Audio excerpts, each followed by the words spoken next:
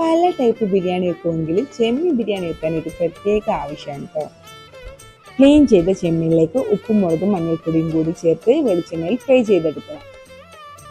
ഒരു പാത്രത്തിൽ വെളിച്ചെണ്ണ ഒഴിച്ച് ഉള്ളി, തക്കാളി, പച്ചമുളക്, ഇഞ്ചി, വെളുത്തുള്ളി ചേർത്തിട്ട് കുറച്ച് കറി ലീവ്സ് എല്ലാം കൂടി വഴറ്റിയെടുത്ത് മഞ്ഞൾപ്പൊടി, ഗരം മസാല, ബിരിയാണി മസാല എല്ലാം കൂടി ഇട്ട് കൊടുത്ത് നന്നായി വഴറ്റിയ ശേഷം നമ്മുടെ ഫ്രൈ ചെയ്ത ചെമ്മീനും കുറച്ച് നാരങ്ങ നീരും ആഡ് ചെയ്ത് നന്നായി മിക്സ് ചെയ്തതിന് ശേഷം ഒരു 5 മിനിറ്റ് സിമ്മിലാക്കി വെക്കുക.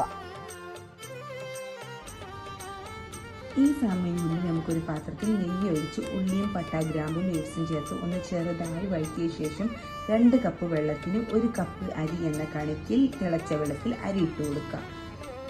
റൈസ് വന്ന ശേഷം നേരത്തെ വെച്ച ചെമ്മീൻ മിക്സിലേക്ക് ചോറ് ഇട്ട് കൊടുക്കുക. അതിൻ്റെ മുകളിലായിട്ട് ഫ്രൈ ചെയ്ത അണ്ടിമുന്തിരി ഇട്ട് കൊടുത്തിട്ട് മൂടി വെക്കുക. ഒരു 10 മിനിറ്റ് കഴിഞ്ഞ് കഴിഞ്ഞാൽ എല്ലാം കൂടെ ഒന്ന് മിക്സ് ചെയ്താൽ നല്ല അടിപൊളി ചെമ്മീൻ ബിരിയാണി റെഡി.